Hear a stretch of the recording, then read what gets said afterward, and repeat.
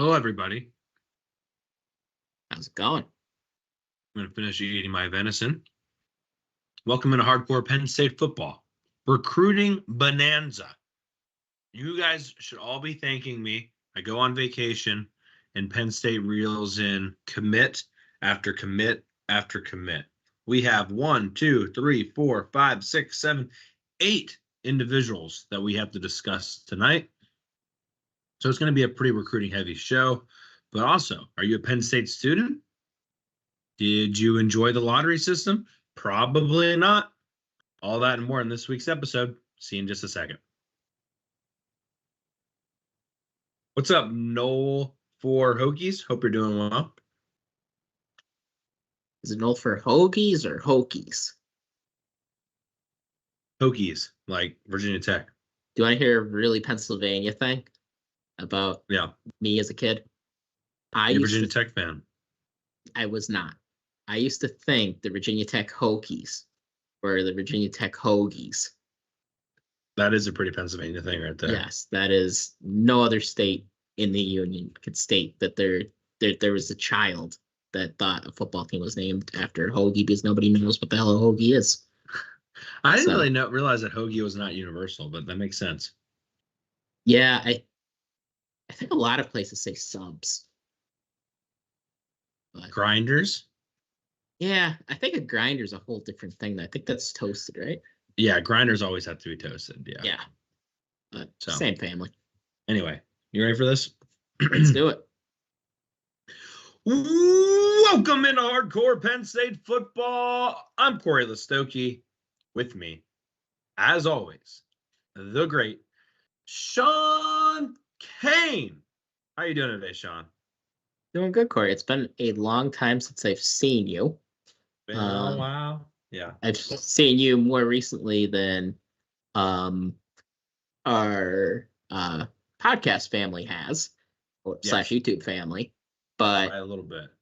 Yeah, but it's been quite a while. And I know you've been traveling the globe. That's right. And yeah, how was your time? Your expedition? It was fantastic. Yeah, we were up in Montana for a little bit. We drove down into Wyoming. We ended up putting 1,100 miles on the rental car, and it was just a fantastic week. Got to see all sorts of wildlife. Got to explore a lot of parts of the country I hadn't been to before, which I get around, so it's nice to go somewhere I've never been before. But yeah, it was fantastic. And again, as I said in the intro, you guys should all be thanking me because Penn State has absolutely gone on a recruiting tear, basically since I began to check out just over 2 weeks ago. So you're welcome. Maybe it's because you were out of state college and they were in state college. It's possible. Also, I mean, we'll talk about it with all these guys in a second, but Penn State's not just sticking to the roots here. I mean, Maryland, Florida, Texas, Kansas, California. I mean, we're going all over the place. Two Californians. 2 Californians. 1 in 25 and 1 in 26. That's a good segue into Shawn is going to absolutely carry the show today. I'll do my best. If you've been around for a while, you know Shawn's more apt on the recruiting. Not going to be any different tonight. Thank you to Wayback for being here, to Hokies for being here, to Jacob Sparrow being here on YouTube. For all of those that you listen on a podcast, you can obviously watch live Wednesday nights at 7 o'clock on YouTube. Jacob says that intro had the life we needed. There you go. Oh, feeling good. It's nice to have my voice. It's been I had some things going on where my voice is constantly being left in the dust. So between the bachelor party, which Shawn was at, and some other stuff work-wise, it's just nice to have the voice. It's nice, ready to deliver a crisp pod tonight.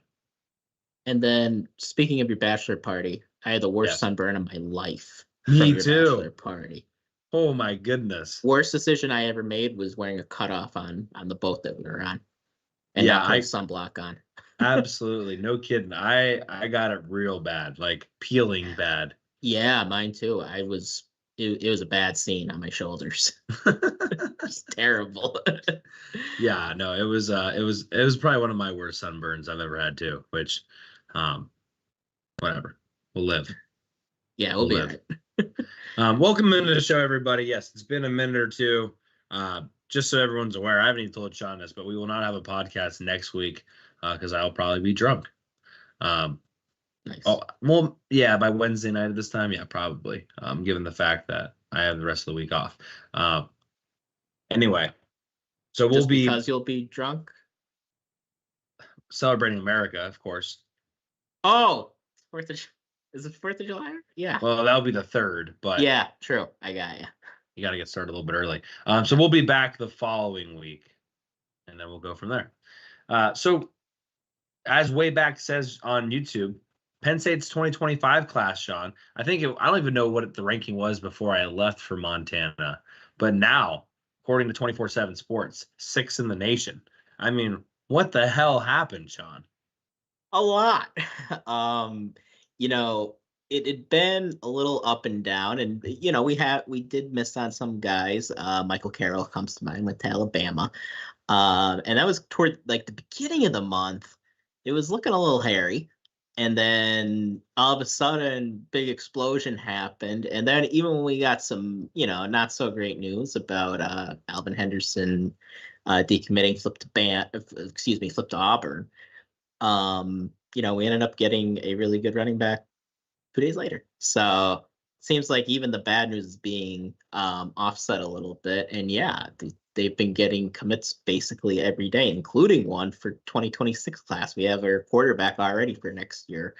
Knock on wood, of course. So yeah, it's been overall a really positive couple of weeks here. And Penn State has shot up in the recruiting rankings. We know these recruiting rankings are fluid, but I'd rather be 6th right now than 16th. So I think that's a good way to look at it. Yeah, and I don't, Shawn, do you want to start with the decommits and then we'll get to the commits? Is that maybe the happier way to do it? Maybe it's not the happier way to do it. I'm always a bad news first type of guy. Good. Well, I just want to say about the team rankings. I mean, yes, they obviously fluctuate this early on. We actually have a fan question tonight about recruiting calendar and this is the norm. Yes, I mean, I would say, Shawn, last 2 years, maybe even last 3 years, there's always this week in the summer where it's just an absolute frenzy. And we're in the thick of it right now. But as far as the team rankings go, yes, it's early, but it's also not early in the sense that this is where you get the bulk of your class. Yes, they'll add a couple more in July. Yes, they'll add maybe 1 or 2 in August, but this is pretty much the time to really get, say, 80% of your class. And the recruiting team rankings reflect that. Ohio State's number 1 right now, 19 commits. Alabama's number 2 right now, 19 commits. Georgia's number 3, 16. Notre Dame 4, 21. Oklahoma 18, 5. Penn State 19, 6. Clemson. So, but all these teams also are teams you would expect. The only outlier, Rutgers. And it's really because of the number of commits. They have 28 commits right now, but they're 11th in the nation at the moment. Yeah, Rutgers has, and by the way, good class. They have some good players. We're just about to talk about one. But yeah, they're pretty much almost done with their class. So they'll fall back a little bit, but still solid class for them. And yeah, Penn State is one of those programs that likes to have everything pretty much wrapped up by the end of August. There are guys that do commit in the fall usually, and sometimes even in that late signing period, but those will be probably maximum 3 or 4 guys. And that's just the way that they've done business since the early signing day period came into existence. And I don't think it'll really change this year because even guys that haven't committed yet, a guy like Jeff Exeter comes to mind. I think Penn State will end up with him from what I understand. I think they'll end up with like Cyrus, and they're going to be deciding within the next few weeks here. So that'll be something that we will have to keep an eye on. But yeah, I remember a few years ago, actually, on the 4th of July, there were like 3 or 4 guys that committed just on the 4th of July alone. That's right. So this is commit season these days. So Yeah, I do think they'll have it pretty much wrapped up by the end of the summer. Hey, and isn't like Cyrus, who's the first person you mentioned? Jeff Exeter. Yeah, both receivers, right? Yes, the Which receivers are coming. which you can't talk on a Penn State football podcast without mentioning wide receiver, right? Yes, So true. wanted to get that out of the way early, hit our quota. We actually are not allowed to publish this podcast unless we talk about wide receivers at least 2 times during the show. True, they are coming.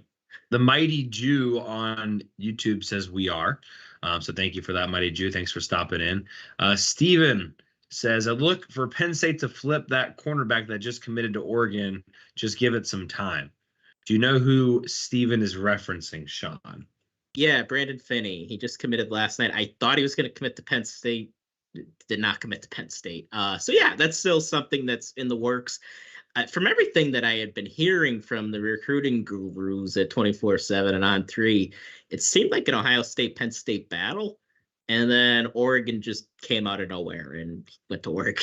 So I honestly don't know what happened there, but that's the world of recruiting. So I would agree with you. I don't think Penn State's out of it. I'm not going to, call my shot here and say we'll flip him, especially right after he committed. But it wouldn't be the most surprising news I've ever heard either. So I'm still cautiously optimistic that maybe they could get that done. All right. Well, let's talk about the decommitment, Sean. One that caught me by surprise, linebacker DJ Clary from New Jersey flips from Penn State to Rutgers. I asked you right before the show started, why? Can you provide some insight into that? I guess he likes The Sopranos. No. I think this was something that had been whispered about, that McClary was still looking around and Rutgers was a team that had come up. And then as time went on, he ended up coming to Penn State for his official visit. And then on, I believe it was either on Twitter 24/7, they talked about this on their podcast. They said they had caught up with him. I think it was T-Cal, yeah. And he said that he still had some questions that he needed answers to, and he was still trying to figure some things out. And that's not really what you want to hear after an official visit. That's not a glowing review. And we've had guys before that had state committed who were looking around, and then they took their official visit to Penn State, and that was it. And then they were 100%, 107% locked in. Didn't happen with McClary, and then sure enough, a couple weeks later, he flips to Rutgers. So it's a tough loss because I do think he's a good player. There's not going to be any sour grapes here. I think he's going to be a good one. Greg Schiano's a hell of a defensive coach. But yeah, he just couldn't get it done. Yeah, and he's a pretty solid linebacker. I mean, Penn State's got a good class going, but that is one that maybe I might miss a little bit more than say this next one. Yeah, because they need linebackers. I know Alex Tash is in the class, but yeah, I would like to see Burnett might play. I don't know where they're going to end up with him. He'll probably play linebacker too. But I would like to have another linebacker in this class. All right, well, let's talk about this one where I don't know if I have to egg on my face a little bit here, but I guess in a kind of way I do. Alvin Henderson. I mean, we had the commit, talked about the commit, maybe 3 weeks ago, and I was like, this is a big get. Penn State going in Alabama, not too far from Auburn, and snagging this kid right out of their grasp.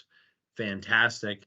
We did kind of mention that Auburn wasn't going to go away. That being said, Sean, it kind of felt like maybe this was more of a, and this is speculation, of course, but it seemed like this might have been a ploy to maybe have Auburn empty their pockets a little bit more, to spice up the NIL deal a little bit. Yeah, it's a little strange the way it went down, and it's something. It's the type of recruitment that I don't think it goes the way it did a couple years back in the pre-NIL days.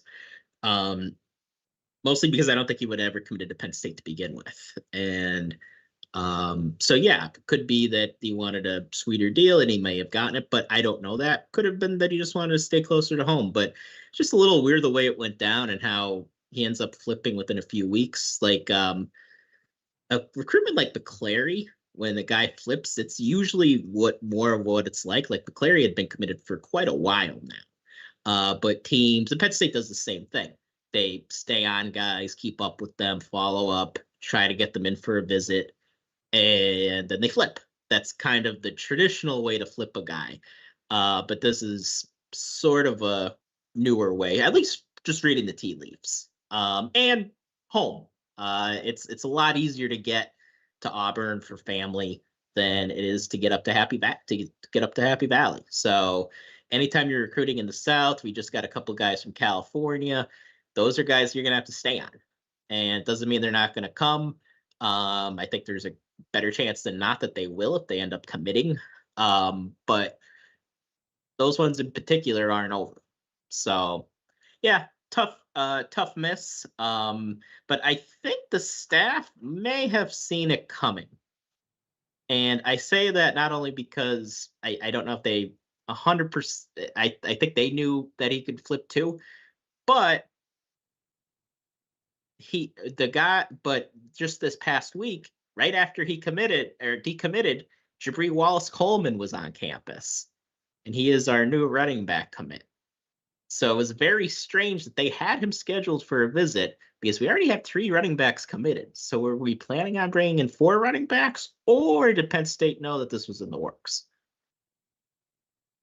Yeah, when it comes to the running back position, I'm never really confident that Penn State wouldn't take another running back, no matter what the number they already have is, because I just feel like they continue to take them no matter what. So I wouldn't necessarily put that past them, but at the same time, it does make you wonder if they maybe knew, and maybe they didn't know it was going to happen right away. But look, whenever somebody recruits in the state of Alabama or anywhere in the South for Penn State, you kind of have to keep an eye on it, and you have to have a backup plan. And I think Penn State's been burned enough times where they know that. Just because it was such a nice, clean transition, Sean, why don't you talk a little bit more about the new running back, Jabri Wallace-Coleman, 4-star guy out of Philly? Yeah, Jabri Wallace-Coleman, Penn State's been recruiting him for a long time. He goes to Imhotep, which Deion Barnes and company continue to recruit well. And he had been a Georgia commit. He decommitted a little while back, and reopened things. And Penn State, again, this is the importance of staying on a guy, keeping after him. And yeah, they were able to reel him in. I know he was getting a lot of attention from North Carolina. I like his running style. He does have that breakaway speed, but I like his shiftiness. And you turn on his high school tape, and Imhotep is one of the premier athletic schools in the country, really, not just in the state. And he was a huge part of it. He also had a couple on some of his highlights. Good punt returner too. So not sure if he'll be doing that here, but overall, really impressive kid. Yeah, and I love kids from Imhotep, big Imhotep guy. So anytime we go in there and pluck 1 or 2 of them, that's been one place in Philly. They haven't got every kid out of there, but one place where I really feel like the relationship has continued to grow in a positive direction for Penn State. So that's nice there.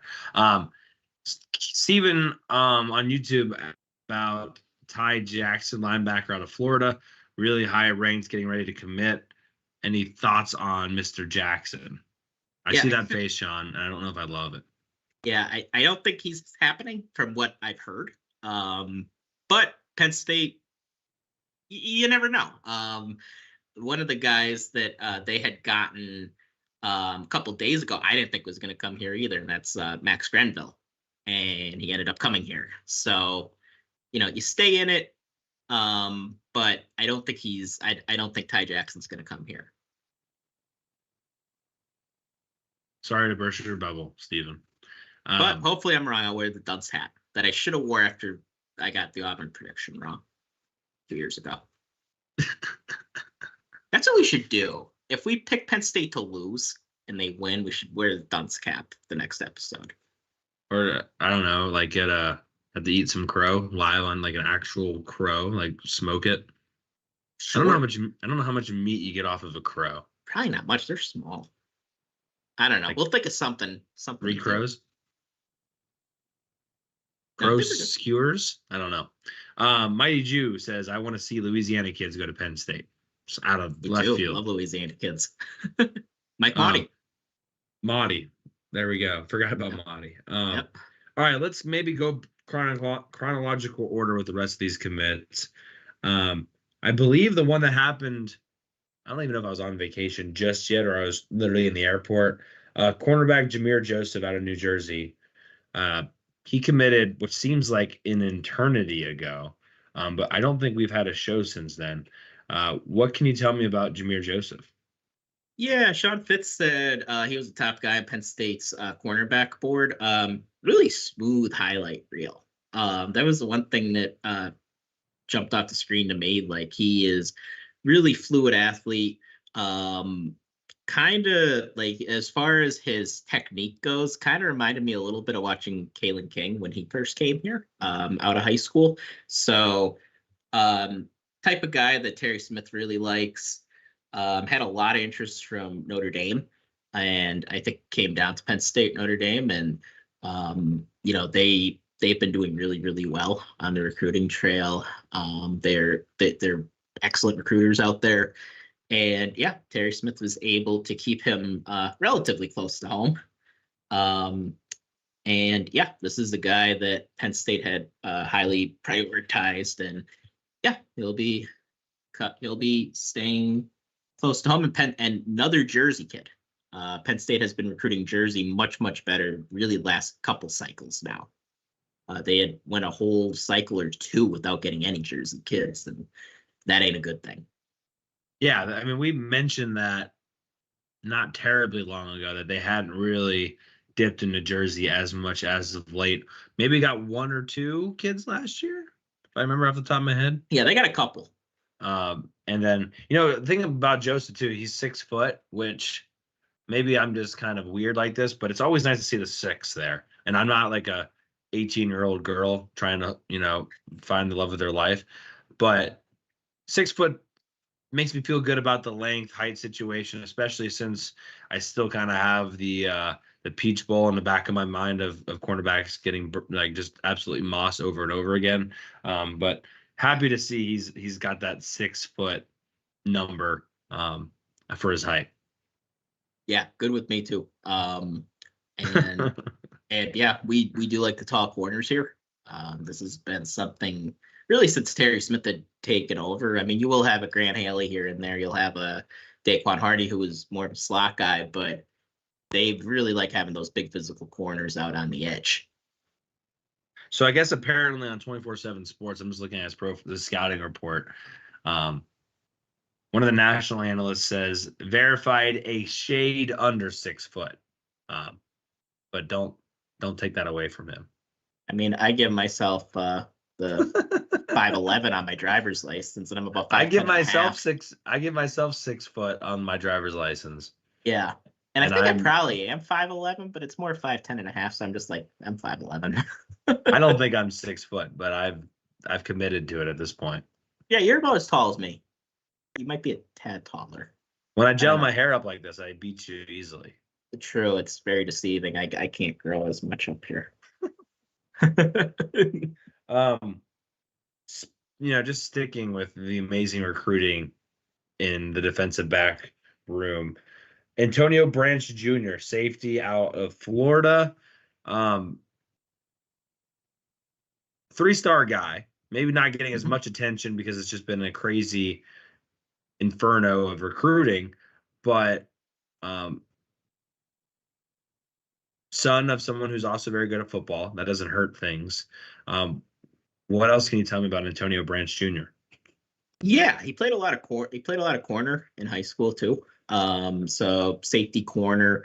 I don't know where he'll end up. I would assume safety, because he is a physical player. He is 6'2".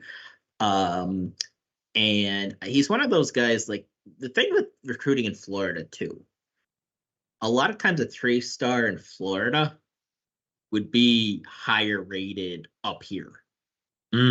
Because the competition is so intense in Florida, especially where he's from in Miami, where you're playing really, really high quality guys every single week. I mean, we even see that. We even saw it with Belgrave Shorter last year. Yeah, same thing. You get guys, and Belgrave Shorter, he was next to a really good prospect as well in John Mitchell. So he is getting outshined by him. I don't want to say outshined, but could be overlooked when he's playing next to a guy like that. And I think that similar thing could have happened with Antonio Branch, but you watch him, he loves to hit, and that's a common theme that we really like to see in our defensive backs, especially our corners. Darius Dixon from California, same, very similar thing. Just they love to lay the iron. A couple times he had a few interceptions too on his highlight reel that I was watching. So always good to dip into Florida. Again, broken record disclaimer: Florida recruiting. So it won't be over till he signs, but you gotta like that commitment that we got from the Miami area. Man, Jaywan Sider's been a real godsend. And I mean, it's amazing. Well, we're gonna get to this one a little bit later in the show, but where the assistant coaches are as far as their background, Penn State has been able to, because if you go back to, gosh, I don't know what year it was, Sean. One of the classes, maybe it was 2019, maybe it was even 2017. One of the classes where Pennsylvania really struggled, like where there wasn't a lot of in-state talent. Penn State wasn't really able to go out and pluck that many great players else. They got some guys from elsewhere, but this is just showing when you have the assistant coaches that kind of have that background in a lot of different areas and have those pipelines, you can go and not just get players from other states, but you can get blue chip players from other states, which is huge. Yeah, when you have the connections and then you've had the success. We just saw Jair Brown have an interception in the Super Bowl. And yeah, guys watch that, and I guarantee Anthony Poindexter is calling the safety recruits and saying, "See my guy in the Super Bowl last night?" Like that's what recruiting is. Like being like, "Look, I could make you him because I made him." And that's how it goes. And then, we're a very relationship-oriented school, and those relationships extend to high school coaches. And Jaywan Sider has been connected to Florida for a long time, and that's why he was able to open us up to Florida, where Penn State really, before Jaywan got here, didn't recruit very well, if at all. Like, we just didn't get guys from there. And I think you might see something opening up out in California as well. Because we hadn't gotten a commit out there since Cole Farmer, and which is insane. That's starting to open up now. When I saw that stat, I was blown away that Cole Farmer was the last guy. No. That's wild to me. Yeah, we've been in it for some guys, but we just haven't been able to close the deal. It's tough. You mentioned Dixon, so let's go to him next. Another cornerback.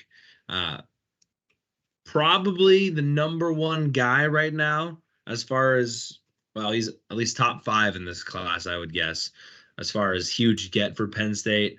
Another 4-star guy, top 10 corner in the country, top 100 nationally. California is a pretty good state, and he's top 10 there. Also, Sean, technically 6 foot.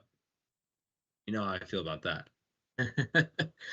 Yeah, we'll assume it's legit for you. Okay, we'll take your word. But yeah, similar mold to Branch. The physicality really jumps off the page at you. But it's not just that either. Like, he loves to get after the ball. And yeah, really loves to attack. Mater Dei. Penn State fans may not be familiar with that high school. That's one of the best high schools in the country for football players. Like, getting Darius Dixon in here, number one, I think he could be a great player. Number two, that's, again, building relationships with high schools. And if he could come here, ball out, that door is wide open for Notre Dame. And look, it's always going to be a battle to get guys here from California. But, I mean, that's how you do it. It just takes one, and then more will come. So overall, like, this is one of the most important commits of this class. And I think I could say that safely. I think he's one of the best players. 24/7 has him as the top player. He's a top 100 player in their rankings. And yeah, just what he could mean going forward too for Penn State. I think that's hugely significant here. 6'6" wingspan as well. So great wingspan. That's long. That's fantastic. One thing I wanted to mention, so he committed, but then he did go and still took an official visit to Tennessee. Also, Antonio Branch Jr. committed and took a visit to Louisville. Are there any concerns about things like that? I know technically they're in a dead period right now, officially. But do you get any concerns about the commit and then still taking a visit after the fact? It's always something you worry about. I mean, you would like them to just shut everything down, but in today's college football, that's not really something that guys do. Like, a lot of guys like to just go and take all their visits. I don't really love it, but it's just one of those things that you have to keep an ear to the ground for. But I think they're both pretty solid as of right now. Perfect. I mean, go ahead. Yeah, and then speaking of visits, Penn State did have, just a quick aside, Zaire Mathis was on campus this past weekend. And for those of you who don't know who that is, he was or is the top recruit in the state of Pennsylvania. And he's currently an Ohio State commit, another Imhotep guy. So he was visiting with his teammate this weekend. Unclear to me if it was a tag along or if he's taking a hard look at Penn State, but nonetheless, I'd rather him here. I'd rather him seeing campus. Yeah, I mean, that's not a bad thing, right? And getting a teammate committed is huge. Yeah, and there are a lot of Imhotep kids here now. Steven, I saw your question. I'm going to save that for the fan questions, but I've literally wrote it down. So we'll get to your fan question towards the end of the show, but I appreciate that. Mighty Juice is, I'm very excited about our new offensive coordinator. Hopefully this is the missing piece we've missed since Moorhead. Actually want to talk about that because I included in the YouTube description. Want to ask you a couple questions, Sean, about Mr. Drew Allar a little bit later on. All right, back to the commits. Let's go with the athlete, Raswell Thomas, 3-star guy out of New Jersey. Sean, where is this lanky guy going to play at?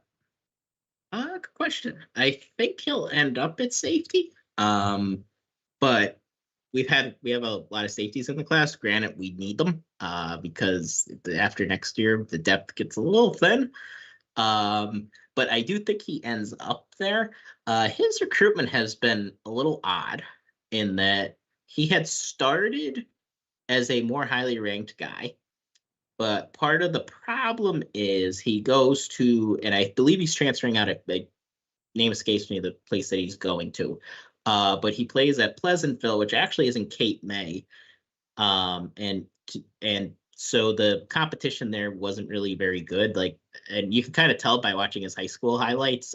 He was very good on both sides of the ball, but he is man amongst boys playing those guys because he is just at another level, which is good. I mean, you want him to be at another level than, guys like me and Cory chasing after him.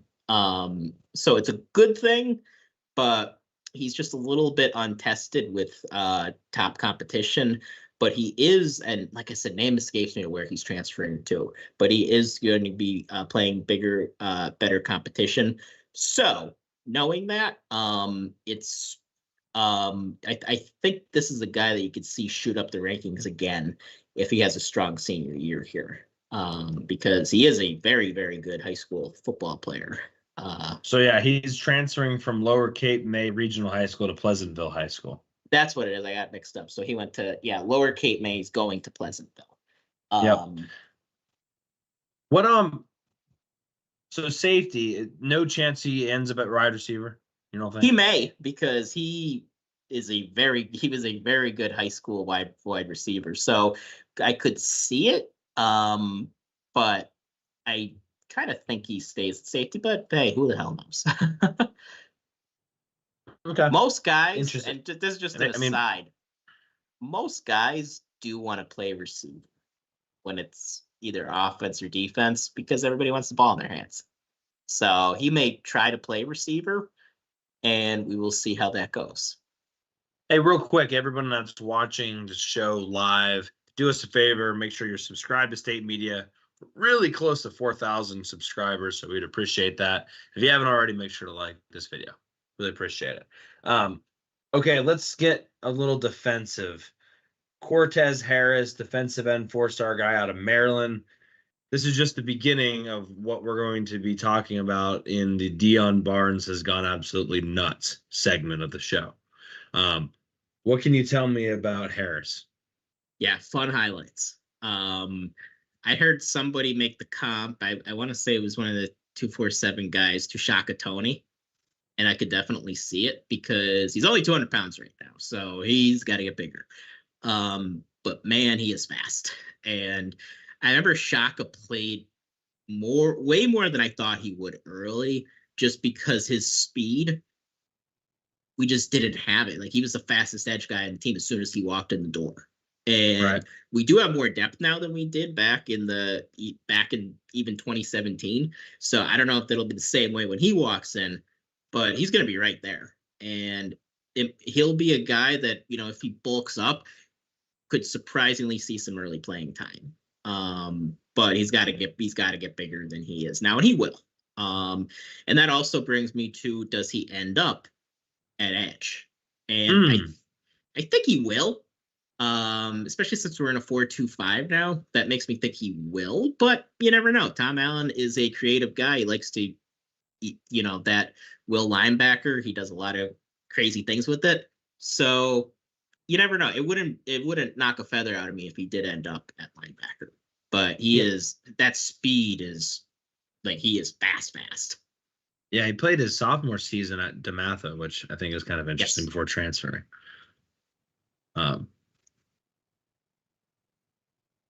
Anyway, yeah, definitely lanky. I mean, it's way too early to give comps really to anybody, but kind of almost looks like Abdul Carter when he's in space a little bit. I like it. Maybe too early for that comparison. Top 300 nationally in composite rankings. Yeah, you're welcome. Top 5 in Maryland. Composite has them higher than 24/7 Sports does. 24/7 Sports just has them at 3-star. But what do we always do in this show? Take the highest ranking, because why not? Okay, so there's 2 more defensive players I want to talk about. Let's go with the one that didn't just happen like 5 seconds ago. Let's go with defensive end Max Granville, 4-star guy out of Texas. We find him here. Nationally, top 300. It's hard in Texas, but top 30 guy in the state of Texas. 6'2.5", 220. Big get for Dion Barnes. Again, going outside of the typical blueprint for Penn State and getting into Texas and getting a guy. Yeah. He may be my candidate for best guy in the class, personally. Like, watching him, wow, his tape, and they did play different positions. His tape reminded me a lot of Tony Rojas's out of high school. Just the violence that he plays with. That was the person that came off the screen at me with Tony Rojas. Same thing here with Max Granville. He similar speed, Not quite as fast as Cortez Harris, but that violence that he plays with, that physicality, can't really teach that. And like you said, top 30 in the state of Texas. All right, but state of Texas, have you ever seen Friday Night Lights? It is a religion down there. So I think this kid's a stud, and I think he's going to be an excellent football player here. You know what as you were talking, I was watching his highlights. What I like about him is he doesn't just have a bull rush or just a speed move. Yes, he's got a couple other things in his repertoire. He's got a nice little spin move. He's got a nice little swim move. That's nice to see being developed already at this point in his career. So, yeah, he's pretty good. There's one last thing I saw in film that, just because I like talking film, there was one play where it was just a run play. It looked like they were pulling a tight end, maybe a guard. I'm not really sure. And instead, a lot of times in high school, you see guys kind of avoid that contact, and they're actually, by getting out of the way, create the hole for the running back. He attacked the pulling offensive player blocker and hit him in the hole and disrupted the entire play. Those little things I love, because a lot of times you don't see those things happening. Not avoiding contact in those situations, blowing up the play before it can begin, not getting ear holed. That's awesome. Yeah, that's a great point. It's, and to know to do that as a 17-year-old, that means you had a lot working upstairs too. Well coached. That means, high football IQ, and being well coached. So obviously that translates very, very well over to major college football here. Okay, let's talk about the commitment that just happened maybe 4 or 5 hours ago, if that even. And that is edge 6'3", 240-pound Jaden Woods from Shawnee, Kansas. Top 5 guy in the state of Kansas, top 220-ish nationally, top 20 edge player in the country.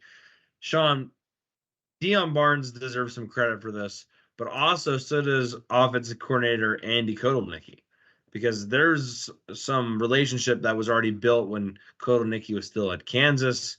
Right after Kotelnicki came to Penn State, he went back down there, visited Jaden Woods, and he brought with him Deion Barnes. So pretty cool commitment here. I don't know if you know this off the top here. I don't know who was the last Penn State commit from Kansas. That I don't know. Yeah, couldn't tell you. Kansas isn't exactly a hotbed. No, I would not say so. Yeah, so there's that, and then it's far, so that kind of puts you at a disadvantage for the top Kansas recruits. But yeah, Jaden Woods, a little bit of a different style than Granville and then Harris, in that he's a lot bigger. He's already 240 pounds. I could actually see him maybe going inside, because he's got that weight, he's got that physicality, he's good against the run, but he could also get after the quarterback. So you look at how complete of a player he is already, and then you could definitely afford to put another 40 pounds on him. We like those 280, 290 pound defensive tackles, and I think he could add that easily in good weight. And yeah, I have a hunch that he'll end up on the inside, kind of in a Zane Durant type role. Also says here that Woods is planning to probably enroll early, which doesn't hurt anything. No, not at all. I was hoping, I'm actually reading Audrey Snyder's article, I was hoping maybe she would have pulled something out of left field as far as who the last player from Kansas was. She made an out of the woods reference, which I liked.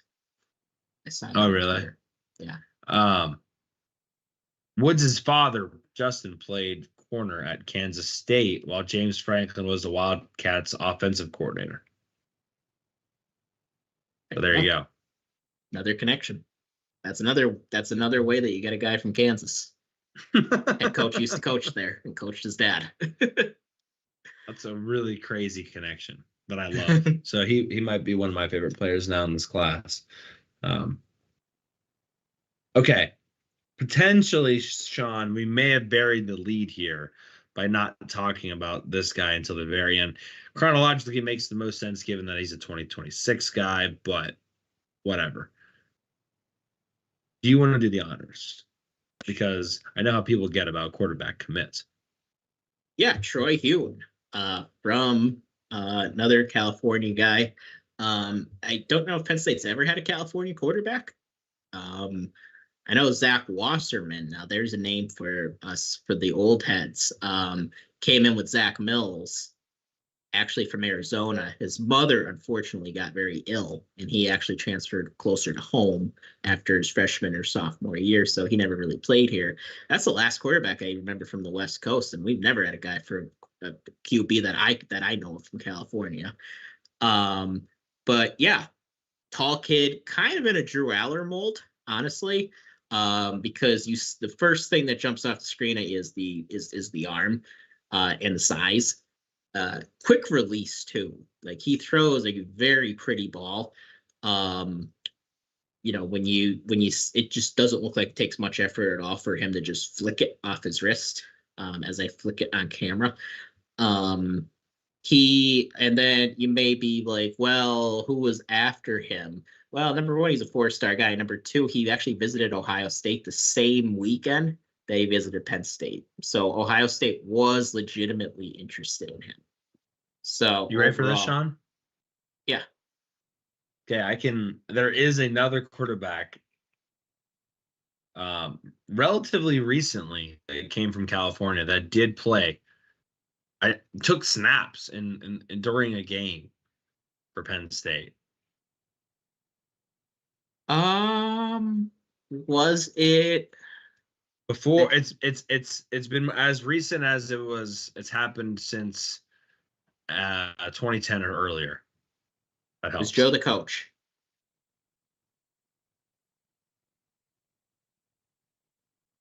No. Was it the kid that came in with Hack? JUCO kid? Wasn't Michael O'Connor? He was from Canada. Yeah, but he technically played football, some football at and yes, you're right. But didn't O'Connor play football in Florida for a little bit? Yeah, I think he did. I think he came down here. But yeah, same class as Hack. Oh, I forget that guy's name.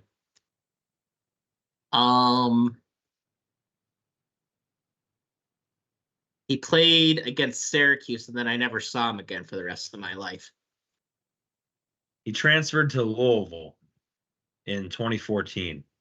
I'm sorry, say that again? He transferred to Louisville in 2014. I don't know if that really helps you. I could see Tyler Ferguson. Wow, you pulled it out of the bag. Yeah, I totally forgot who that was. Like, I can't probably forgets who it is too. I can't believe you. The Louisville kind of got the brain percolating a little bit there. Yeah, a little bit, because he was only here. I believe he was a junior college kid, and then he, I remember he fumbled against Syracuse, and then that was it. I think O'Brien just enough of him after like 2 series, and then Hack was the guy for 3 years. So, hey, 4-star JUCO prospect, number 2 pro quarterback JUCO, 30th best JUCO in the nation at the time. Yeah, I remember O'Brien saying, God, we should ask Hack about this. He said both guys are going to play. And then you wonder like what that means and how much they're going to play, because it was true. They both played. It's just Tyler Ferguson barely ever played. So he was the backup here for a season, and then he left shortly thereafter. Yeah, he had actually originally committed to Houston before Penn State offered him.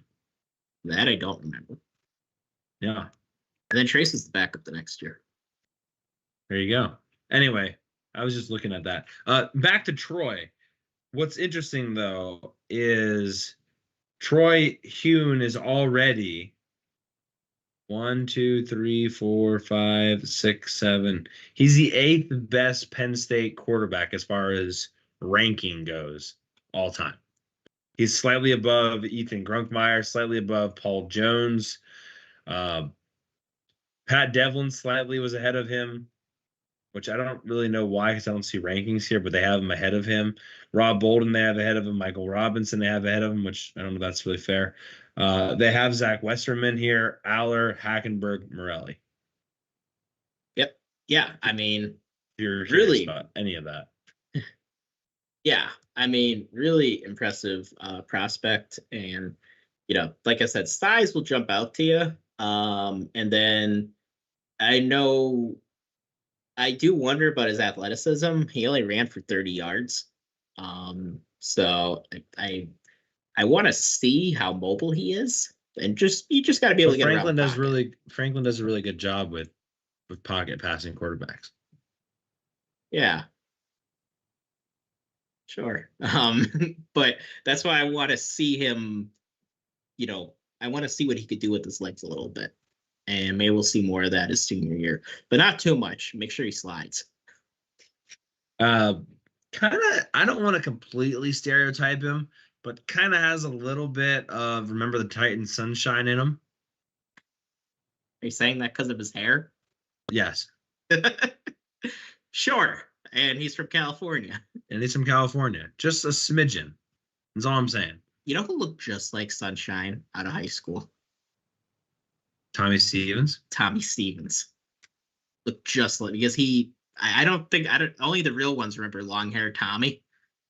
It was a time to be alive. I wish he'd do it again, but just like Sunshine from Remember the Titans. Obviously it's 2026, Sean. So there's going to be a concern here about longevity in the commitment. However, at the same time, two things I want to mention. Number one, I think Danny O'Brien had a pretty large role in this, which is pretty cool. The other thing that I wanted to mention about this was Penn State only has 2 commits in the 2026 class right now, which is fine. Messiah Minkins and Troy Hune. But having a quarterback in your class early, I think, does help with the recruiting of other prospects. So it's nice to have a quarterback in there, get a leader in the class. It doesn't always have to be a quarterback, but I think it kind of helps with the perception of things. And also for Penn State fans who feel like they never really land those quarterbacks, to kind of already have that guy in the class is big time. You're not scrambling last second for it. You feel pretty good. Yeah, definitely. I think Beckham Kritz, now he didn't come in as early. He didn't come in as early as Hume, but he was in here pretty early. Beckham Kritz, from all reports, has been a huge recruiter. And that's what you want from your quarterback. You want him kind of already being the leader. He's always on Twitter. He's always tweeting. This is his, and these players are supposed to take ownership of their recruiting class, and he really has. So you can hope it's the same thing with Hune and really with Mickens, because Messiah Mickens is going to be a really good player too if all goes according to plan. Way back on YouTube says Max Granville is the freakiest guy we have in the class. I haven't seen a guy pop off film like him in a while. My prediction is he will be the next number 11. Just throwing it out there right off the bat. I could see that. Speaking of number 11, LeVar Arrington Jr. might be joining this class. So what do you have about that, Sean? Yeah. So he was just at Penn State for an official visit, and I said we need a linebacker. Might be him. 3-star guy. Hey, technically California, right? He is another California guy by the biggest technicality, but yes, he is. Well, we'll stay on top of the recruiting, but as we kind of mentioned, Penn State now 6th in the nation, 24/7 Sports, with 19 commits. Sean, early kind of vibe here. What number are we looking at? I can't believe we're talking about this in June 26th, but what, 25, 24, 30? Probably 25 or 26, I think. I think they're in a good spot with a few guys. Like I said, Jeff Exner off the top of my head. And then, a few other guys here. I know they mentioned Brian Finney. I know he just went to Oregon, but I think he could definitely circle back around. Matthew Otten is another guy that another one of those receivers that we all want. Warrington Jr., as I mentioned. I think they're in a good spot with quite a few guys right now. I don't know if we'll get all of them, but I think at the end of the day, they'll probably end up with 25 or 26. Like a 26 for Saquon. There you go. Perfect. Last thing I was going to say, as far as like average ranking goes, Penn State ends up, oh man, they're going to make me count it myself. 1, 2, 3, 4, 5, 6, 7, 8, 9, 10, 11, 12, 13, 14, 15. So on average, they're 15th, which probably sounds about right for actually where the class is right now. Yeah. Again, got some really great 4-stars, but don't have that 1 or 2 5-star guy that really elevates it to a whole new top 5 level yet. Just keep in mind, like LSU right now is 10th, but they're at 93.71 on their average. Oregon is 19th, but their average is 93.18. And then Michigan is 15th, 91.18 right now. And USC is 16th, but they're 90.9. Penn State's sitting at 90.04. Yeah, and a lot of that, and I hear that. I think that's one valid criticism. They don't have like that top guy that we could really hang our hat on. Now, I think there are a lot of really good players in this class, and I think they'll be fine. But we missed out on Matt Zollers. You missed out a guy that we had mentioned a lot here, Kanoa Winston, went to Michigan. It's not looking great in the Andrew Wolish sweepstakes. I think he'll end up at Michigan too. Zaire Mathis is at Ohio State. Maybe we flip him, but right now he's committed to Ohio State. So there are a lot of guys that we had missed out on. And yeah, that's you're happy with what you have. But you're always thinking about the what if. And I think there were a lot of near misses in this class, unfortunately. All right, catching up on chat here as we change the conversation. Mike McLinn, welcome into the show. If I was a good wide receiver, I'd want to go where I would easily stand out if all other offers were equal. Don't understand why more guys don't feel that way. Mighty Jew said, I thought the same thing when Fleming chose Ohio State. Ohio State is deep. He would have been that dude at Penn State. I'm glad we have him now, though. Mike says, I mean, we play him tough every year. It's not like we're not getting blown out. I just need a couple guys, 1 or 2 more plays, and those games may have been flipped. Yeah, I completely agree with all that, gentlemen. What would really suck, Sean? This is the best transition I have. Is if Penn State was playing Ohio State this year, and you're a student, and you're looking forward to this. This is one of the reasons why you came to Penn State. And then you weren't able to go to the game, even though you're at University Park, even though you're a student at University Park, because you weren't able to get season tickets. Not because you didn't try, not because you slept through your alarm and you didn't wake up at 7 a.m. like it used to be, but because you were not picked in the lottery process, which is new this year, for Penn State students getting their football tickets. I can't even begin to fathom the frustration in trying to figure that out, given the fact that if you really want Penn State football student tickets, you'll still be able to get them, but it might cost you roughly an extra $800. Tickets were on sale for $224. People are expecting Penn State students that have to buy every single game. They're expecting to probably pay close to $1,000 for them. I don't understand how this is a better solution. Now, was the scramble for the Ticketmaster at 7 a.m. every morning bad? Yes. Was it stressful? Yes. Were people still disappointed? Absolutely.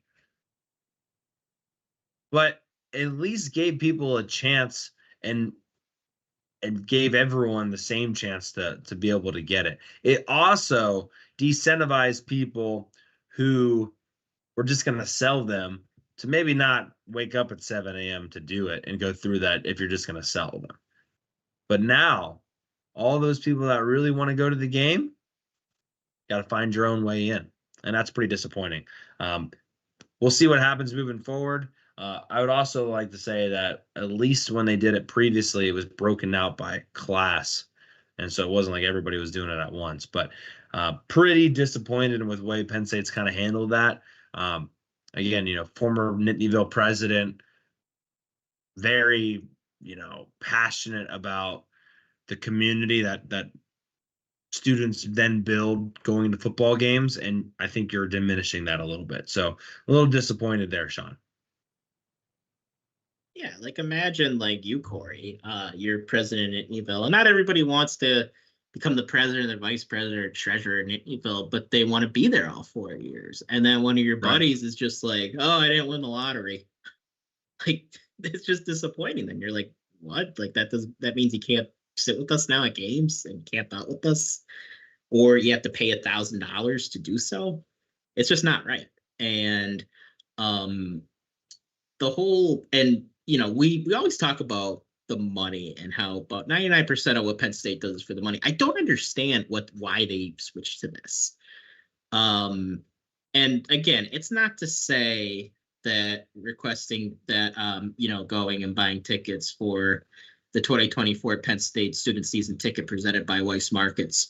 It's not to say that it was always the most efficient thing, but it was more fair than this because, like you said, at least everybody in that student section, unless you're a guest or somebody, the one thing we all in common was we all woke up at 7 a.m.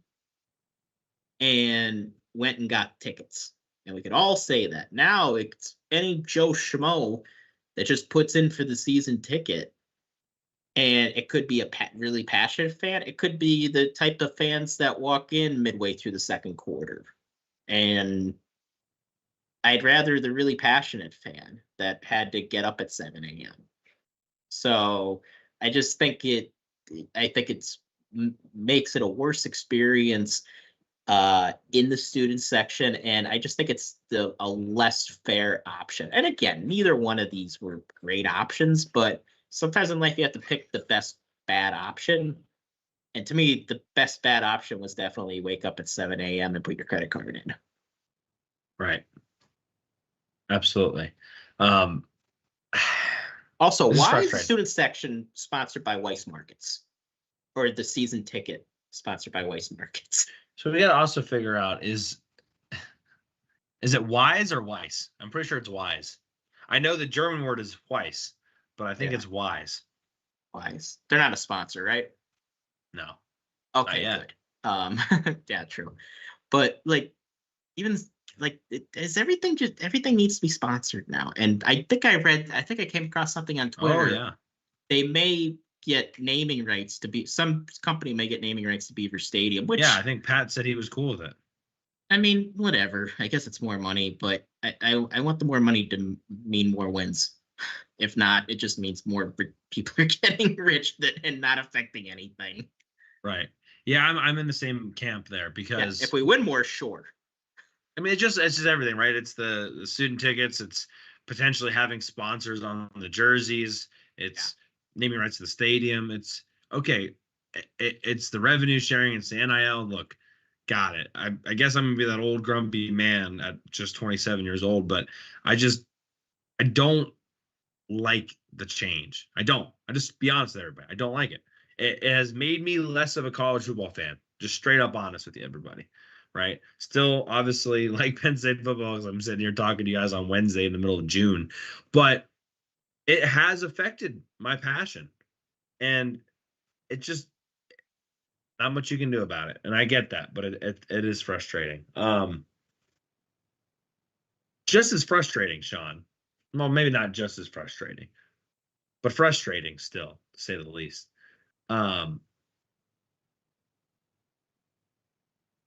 Penn State comes in at number 6 in EA Sports' college football's toughest places to play. Look, I don't know how they came up with. Honestly, the list was just garbage in general. I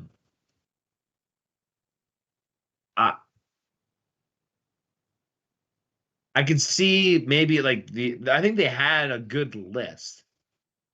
I don't think their top 10 was the right order, though. So they had number 1, Kyle Field, Texas A&M. Number 2, Alabama, Bryant-Denny Stadium. Very strongly disagree. Number 3, LSU, Tiger Stadium. In my opinion, LSU should be both before A&M and Alabama. Just forget about Penn State for a second. Number 4, Ohio State. Number 5, Georgia, Sanford Stadium. Penn State comes in at 6. 7, Camp Randall, Wisconsin. 8, Oklahoma, Gaylord Family, Oklahoma Memorial Stadium. 9, Doak Campbell. 10, Ben Hill, Griffey Stadium. Look, don't really like that top 10. I will say this, though. I don't know how they chose this. I look, is it hard to play in Georgia because Georgia's really freaking good at football? Yes. Is it hard to play at Ohio State because Ohio State's really good at football? Yes. Is it hard to play at Alabama because Alabama's really good at football? Yes. But A&M, LSU, Penn State, Wisconsin, I guess in a way Florida State and Florida relatively now are the teams on that list that it doesn't matter how good they are, it is a difficult place to play, regardless. That to me is what makes a place tough to play. Is Alabama a tough place to play without Nick Saban? We don't even know the answer to that question. So I don't really see how Alabama can be number 2 unless you're really just considering Alabama's home record in the last 10 years, which of course they're favored in probably 98% of those games. So don't agree with that list at all. And just by the way, I don't mind Wisconsin being here or being in the conversation, but I mean, as a Penn State fan, I'm probably biased, but I think honestly Iowa should be higher up than Wisconsin as far as toughest places to play. Don't have a huge issue with the teams. The order at which they were put on here doesn't make sense. You can't tell me that the teams would be more worried about going to Kyle Field over Beaver Stadium. I will never agree with you on that any shape, way, or form. I don't even think if you cover up the A in the Bryant-Denny Stadium, I don't think people are as worried about going to Bryant-Denny Stadium as they are Beaver Stadium. I really think LSU and Penn State should have been 1 or 2. You can swap it any way you want. LSU, Penn State probably should have been 1 or 2. I also think not having Neyland Stadium on there, Tennessee, is a little crazy to me too. I think Tennessee probably should have been on there. I would even argue if this is early 2000s, mid 2000s, I totally understand Ben Hill, Griffey Stadium being on there for Florida, but I think I have Tennessee over Florida nowadays as far as toughest places to play. Yeah, also, sorry, go ahead. That's all I got. Oh, no. And Tennessee went through a lot of mediocre years, but I still always felt like tough place to go get a win. And a lot of it, I agree with what you said. Because it's kind of like they try to have their cake and eat it too. Because when I first saw the list, I thought the same thing as you. Okay, it depends on what they're looking at. Because if they're just trying to say, okay, toughest places to go get a win, all the teams are equal. Well, then I think you would need LSU in your top 2. And then I'd probably have Penn State there as well. If you want to flip 1, 2, okay. But like they tried to do both. Okay, Kyle Field 1. Kyle Field, tough place to play. But again, if you're going to also look at the type of team it is, well, if Penn State had to play a game at Kyle Field week 1, I feel very confident Penn State was going to go get a win there. More confident than going to Morgantown. Now, I think Kyle Field is I don't know if I'd go that far. I think Kyle Field, if they're equal, I'd rather have to go to Morgantown, but I just think West Virginia's a better team. So West Virginia's a better team. It's still a tough place to play. I'd rather You think West Virginia's a better team than A&M this year? I know this is like way early. I do. Yeah, I don't think much of A&M. So talented team, but I'll believe it when I see a type team. But that's me. Anyhow, Bama, again, Bama's a great team. They just had the best dynasty ever in college football. So yeah, it's going to be a tough place to play because Bama, you could play them on Mars and they're going to be tough to play because they're Alabama. But just if they were an 8-4 team, Would it terrify me to go to Bryant-Denny Stadium? No. Number one, Penn State used to do that back in the late 80s after Bear Bryant had retired. Penn State used to go into Alabama and beat them pretty regularly. So, no, I do not agree that they'd be the second toughest. Again, LSU should be higher. Ohio State's a tough place to play, but again, is that, the only Michigan has beaten them there since the Urban Meyer days, I believe.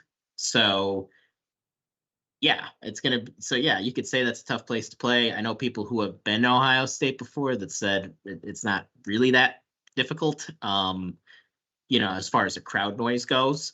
But yeah, it's going to be hard to get a win there because, again, it's hard to beat Ohio State anywhere. Georgia feel kind of the same way. Camp Randall, I've never been to Camp Randall. But just knowing from what I know watching on TV, I'd much rather go to Camp Randall than go to Iowa. Like Iowa City, if you're going just toughest places to go get a win and every team's equal, Iowa's got to be in the top 10.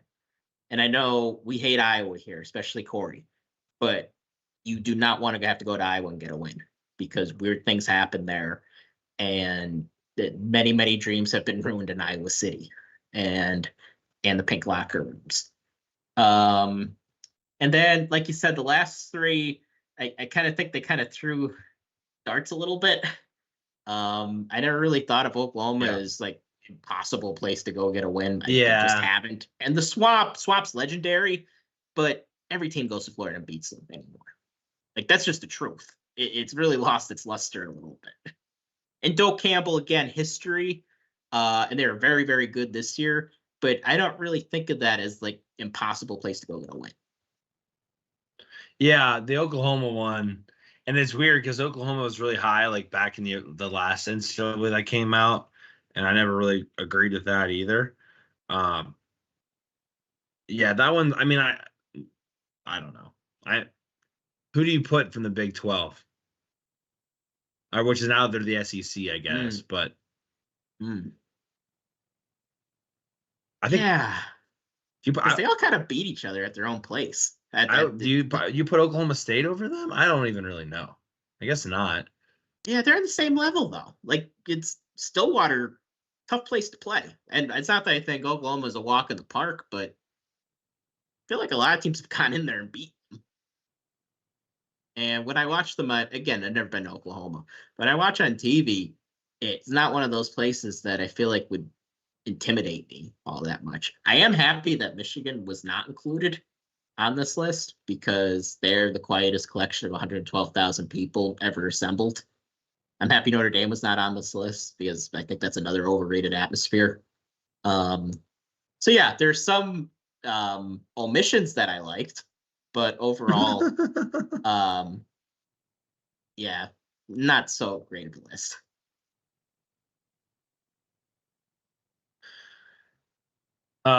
Steven mentions Utah. Utah's got like a smallish stadium too, I think, but it's just difficult. Yeah, I like that one. Another one that you could put on there is Oregon. Like I am not looking forward to having to go to Eugene. Yeah, that's a good one. Try to get a win, and it's not just because they're a really good team. Oregon has always been a tough place to play. Washington too. We do not answer for today's fan questions, but I'll throw this one up here, Sean. This one is from Maddie Ice, longtime listener to the show. What was the most disappointing loss last couple of weeks, and what was the most exciting win in recruiting since official visits have started? Sean, I'm going to 100% let you take this one. I guess, well, you know what? No, I'm going to take the easy part of this and say the most disappointing loss was losing DJ Clary, linebacker to Rutgers. Now, I know they have time to recoup from that, but I just feel like linebacker's a position that it always stings when you lose a linebacker you're pretty certain of, been committed for a decent amount of time. So I'll take Clary, and I'll let you answer the rest of the question. Yeah, Clary, if you're looking at guys that have decommitted, yes. I would probably say guys that weren't committed, I'd go Kanoa Winston because I just kind of thought Yeah, he'll end up here. He's a safety from the area. Guy on the team is related to him. And then he goes to Michigan. And then, it kind of all happened pretty quick too, like within a couple of weeks. And I was like, oh yeah, we're not going to get him. And then sure enough, we didn't get him. So I'll go Kanoa Winston. I just think the guy's going to be a hell of a player at Michigan, probably going to drive us nuts. Most exciting win though was Max Granville, because number one, I didn't think he was going to go to Penn State until really that day.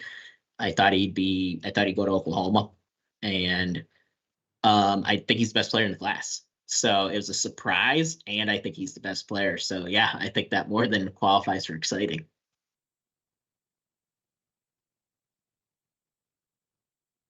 Easy enough. Next question. Again, you can provide us with these questions on X whenever you have a second to go over there and follow us.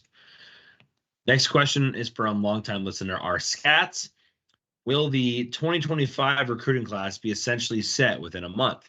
Is this the new normal for the recruiting calendar going forward? Yeah, we hinted at this question earlier in the show. Yes, this is the new normal. I don't know, 10-ish years ago, maybe even a little bit longer than that now. It used to be February, January was when everyone hit it really hard.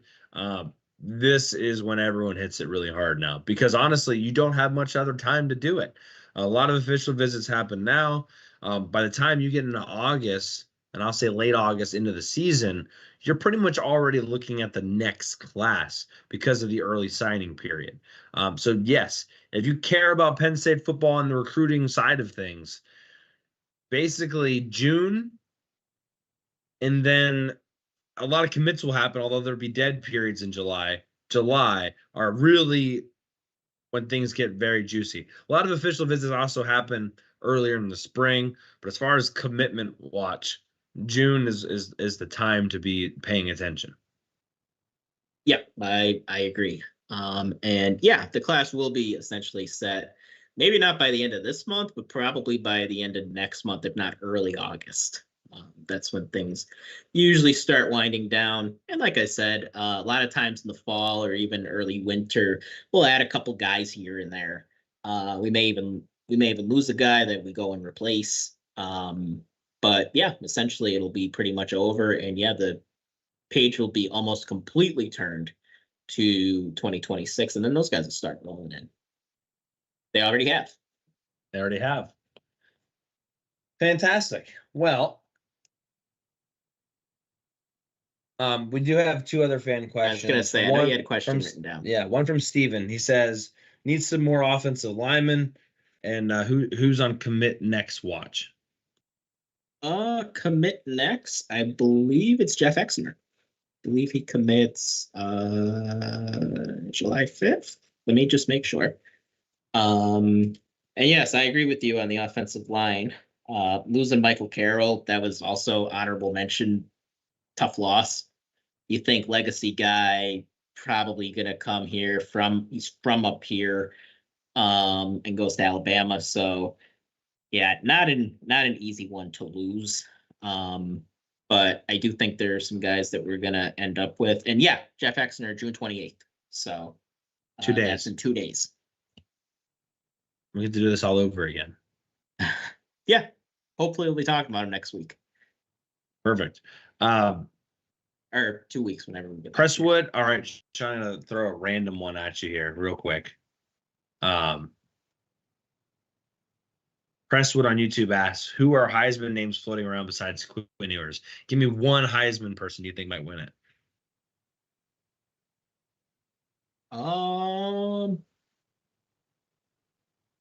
Drew Allar.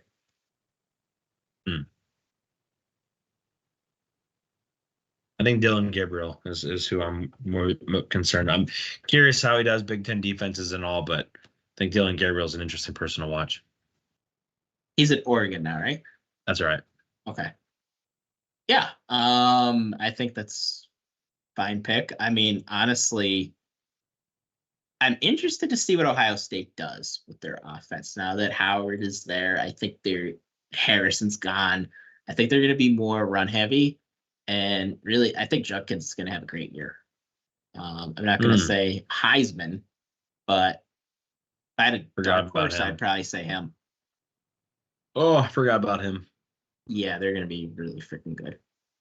Lovely. Sucks. That's a great thought to end on. We had a lot of optimism coming in, and Shawn ruins it in the last 5 minutes. All of right, the we get him at home.